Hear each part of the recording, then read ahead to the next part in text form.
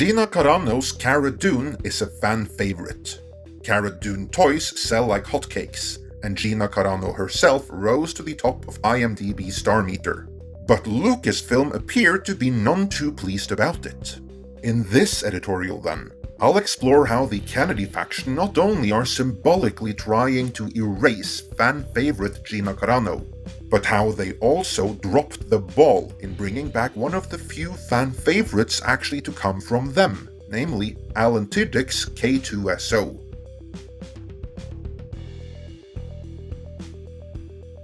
Cara Dune is a genuine fan favorite, and Gina Carano is someone the phrase stunning and brave genuinely can be applied to without a hint of snark or sarcasm. As an experienced MMA fighter, she actually can believably kick the ass of men bigger than her without the audience having to suspend disbelief. But much more importantly, where others bend the knee to authoritarians, she has the integrity and the strength to stand up, as we've covered before. It cannot be emphasized enough that Carano hasn't disparaged anyone, but she has refused to fall in line with the mob mentality that the members of Lucasfilm's Kennedy faction subscribe to, and to them, that's a high crime. On top of that, she's a Favreau hire, and one of the most prominent faces associated with The Mandalorian, which itself is a return to the very Star Wars the Kennedy faction wanted to bury forever, but whose Luke Skywalker-induced success has undercut their own fledgling High Republic initiative. In other words, merely seeing Carano's face triggers them something fierce, so there are evidently members of Lucasfilm that simply don't want to see it, and apparently they don't want anyone else to see it either. We learned this from an artist who had been commissioned to do a Mandalorian piece, and in its original form, it had Gina Carano's Cara Dune. As well it should. She is after all one of Mando's most prominent allies on the show. But someone in Lucasfilm instructed the artist to remove her and insert Ahsoka Tano instead. To be clear, that's not the artist's fault, so no one should go after him for that. He is but doing a work for hire, and as such, he has to do what his employer instructed, which he did. The end result, however, looks like utter crap. The entire piece is utterly ruined now, not just because Ahsoka thematically does not fit into the picture, but because she was an after-the-fact add-on, and you can totally tell. Oh, Jesus! Oh, God! Oh, Jesus! God! Oh, Mary, Mother of Jesus! Jesus of Nazareth! I would actually hazard a guess that that is why the artist tweeted out that he had indeed been instructed to do this, and even put up a video detailing the paint-over process, a video which was saved by Itchy Baka. If the artist hadn't let anyone know, if he had just put that Frankensteinian abomination that Lucasfilm instructed him to make out there in the ether, well then he'd look like an incompetent. Naturally, Lucasfilm made him remove that tweet and the video, but the reality of what happened was already out there, and with the likes of even Ben Skyver and others disseminating exactly why the picture looks this bad. The artist's reputation as a professional artist may yet be salvaged. That aside, there are two takeaways from this. One is that despite Lucasfilm's public statement that they stand against bullying and other nasty stuff like that, a statement they issued after one of their High Republic writers came under fire for repeatedly telling everyone of the Caucasian persuasion how low a regard she holds them in. What Lucasfilm actually meant was that they're all in favor of bullying and that other nasty stuff, so long as they don't like the victim. That also ties in with the other takeaway.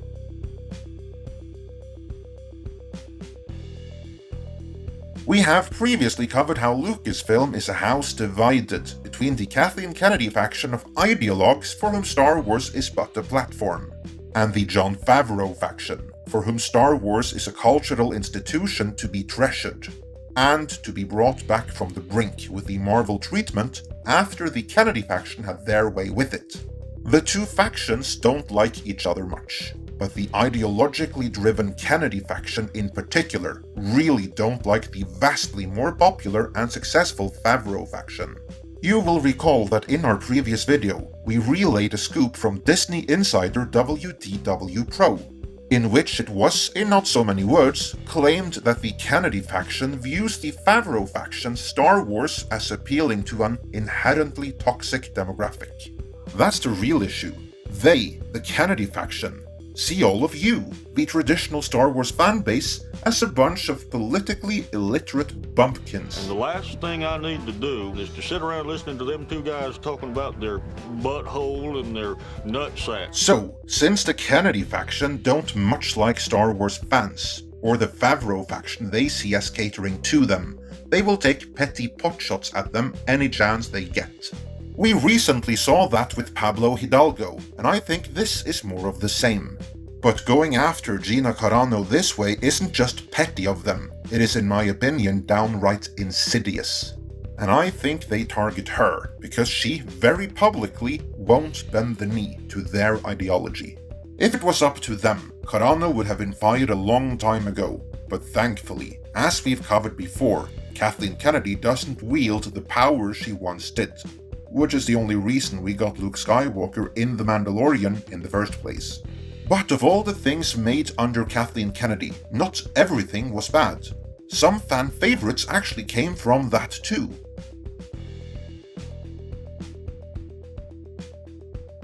The one thing everyone liked about Rogue One, the moment which arguably saved that whole movie, was Darth Vader's hallway fight. That one scene was so good that it even served as an inspiration for Luke Skywalker's return in The Mandalorian. Take that one scene away though, and most people will have to think a little bit more thoroughly before coming up with something else memorable from that movie. But given enough time, most will eventually remember K2SO, the robot played by Alan Tudyk. Alan Tudyk is of course awesome in everything he does, from Firefly to Dodgeball. His best work, in my opinion though, is Tucker and Dale vs. Evil. If you haven't seen it, do that and thank me later. If anything, that movie should be screened for the entire Kennedy faction of Lucasfilm. They might learn something from it, seeing as they seem to believe this is what Star Wars fans are actually like. I got things to do, ain't nobody's business but my own, so I want y'all to pack up all these cameras and whatnot and just move it on out of here. Yeah, now she can stay. What's your name, honey? Outside of the legacy characters, Alan Tudyk's K2SO was the closest thing to a fan favorite to come out of Kathleen Kennedy's Star Wars in its entirety.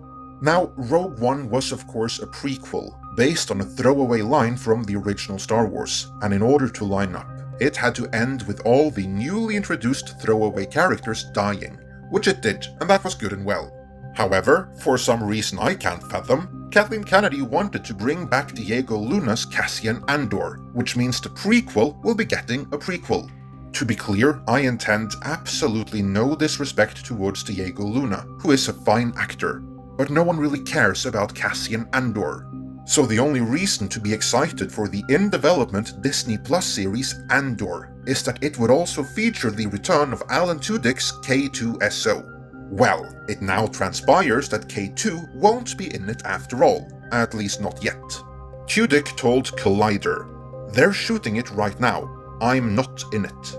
But if it stays on the air, stories keep getting told, I'll end up in there." So, if Alan Tudyk is to be believed, K2 won't be in Season 1, but he may show up in Season 2 if all goes well. Audiences just have to sit through Season 1 out of sheer commitment first. So yeah, good going Lucasfilm.